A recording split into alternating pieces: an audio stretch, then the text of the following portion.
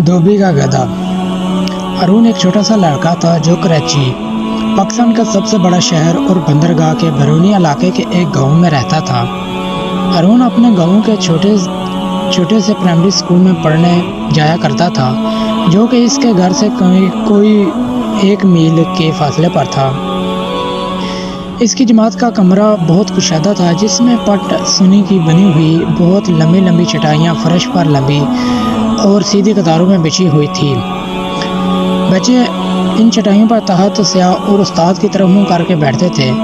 बच्चों के लिए कोई मेज़ और कुर्सियां नहीं थी, सिर्फ एक डेस्क कमरे में सबके सामने की तरफ था, जो कि सिर्फ उस्ताद के इस्तेमाल में था।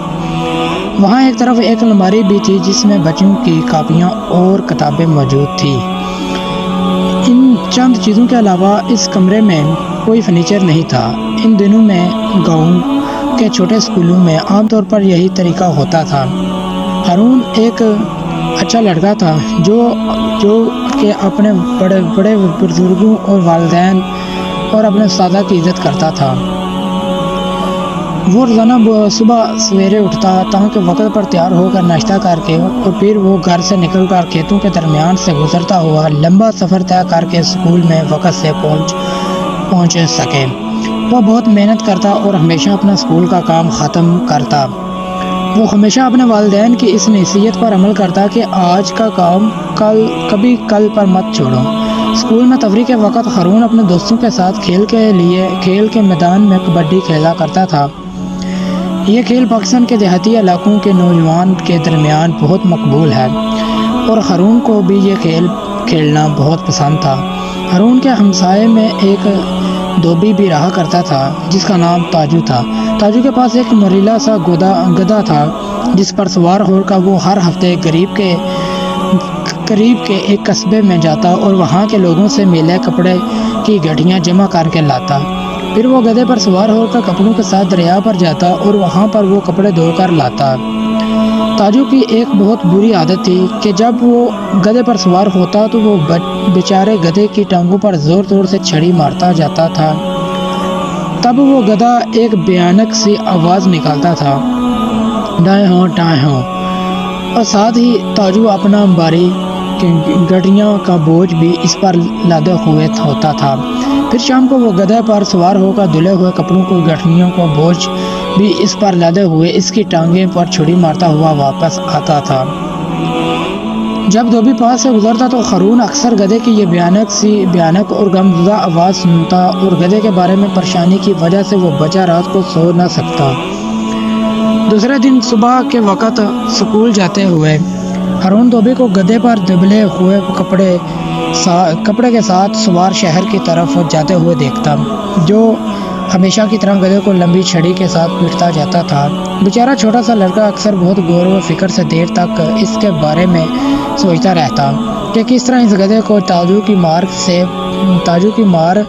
पेट से बचाया जाए, मगर कभी भी कोई मंसूबा इसकी समझ में नहीं आया। यह सब कुछ अरसे तक जारी रहा। गधा कमज़ोर और बूढ़ा हो गया।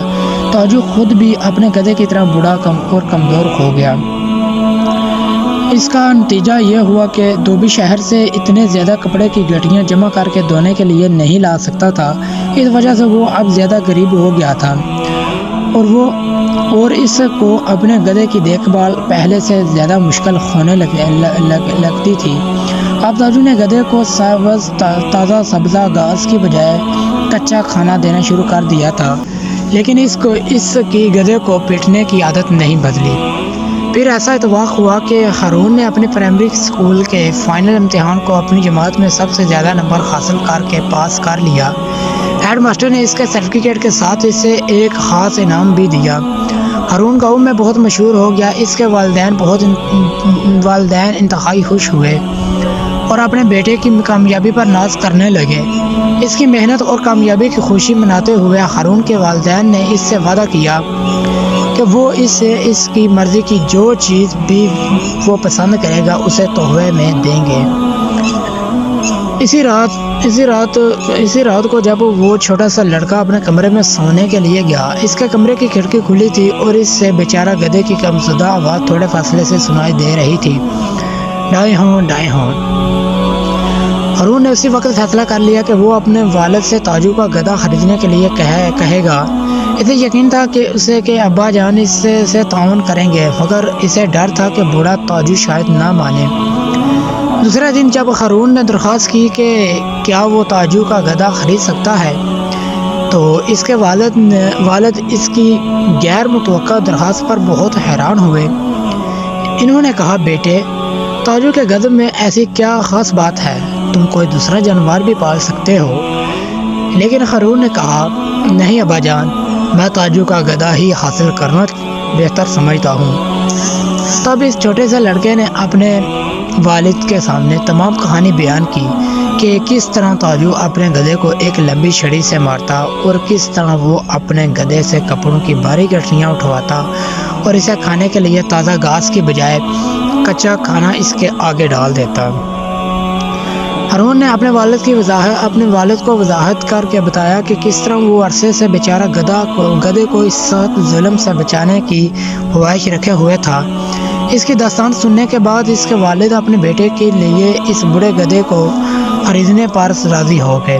اس طرح دوسرے روز صبح ہارون اور اس کے والد تاجو سے ملنے گئے اور انہوں نے دوبیس سے پوچھا کہ کیا وہ اس کا گدھا خرید سکتے ہیں۔ تاجو کو اس درخواست پر بہت تعجب ہوا۔